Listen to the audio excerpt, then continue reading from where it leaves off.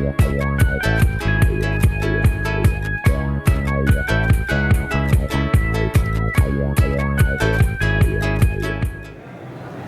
Edie Lush, and I'm here at the World Climate Summit at COP21 in Paris for Hub Culture.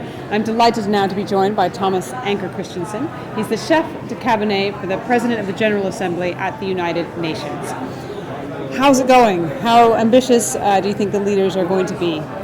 Well, given that we're through the first week with no major crises, the deadlines have been kept. The document is still long, but has been shortened down, and you can sort of see the landing paths for many of the difficult issues. I think we're in a pretty good spot, even though there's still a long way till the finish line. But I think we're in a better spot than most people had feared.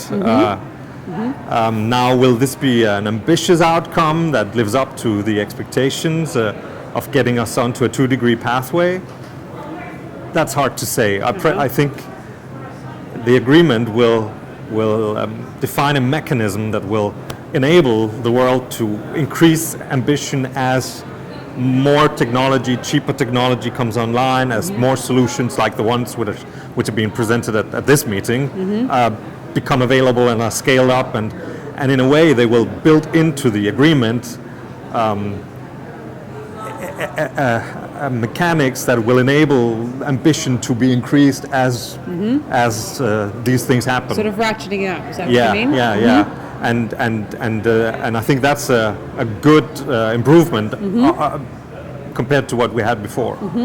And in a certain way, the way technology costs have come down, more solutions have come online, also mean that the whole atmosphere around coming to an agreement is more and more being seen as a positive sum game. Actually, many countries can now see both the affordability but also their economic and industrial interest in making this happen. So more and more getting out of a zero-sum game into a win-win situation.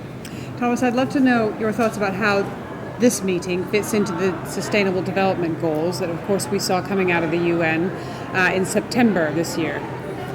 Well, the Sustainable Development Goals, there are 17 of them. Climate is one, but climate is also an issue that is embedded into energy, food, water, poverty, infrastructure, urban development, and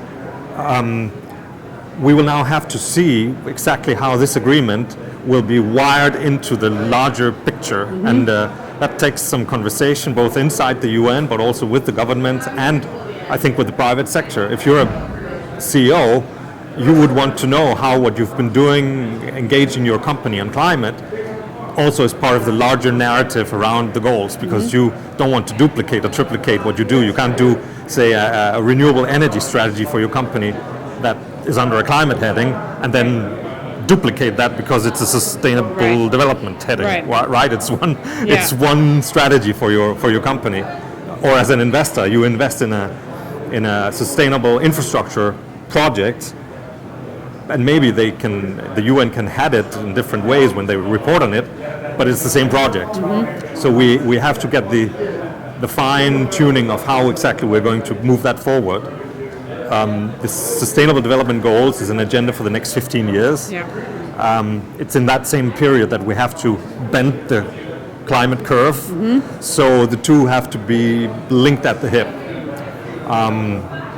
The President of the General Assembly will host a major event in New York on April 11 and 12, so that it's aligned with the spring meetings of the Bretton Woods institutions in Washington. So there'll be a week starting with those 2 days in New York and then leading into the financial gatherings in Washington, where we both can talk about financing but also about how technology comes online, how partnerships are being built, and essentially how the climate agenda plugs into the larger sustainability agenda. Tomas, thanks very much for stopping by the Hub Culture stand here at the World Climate Summit, and I'm Edie Lush.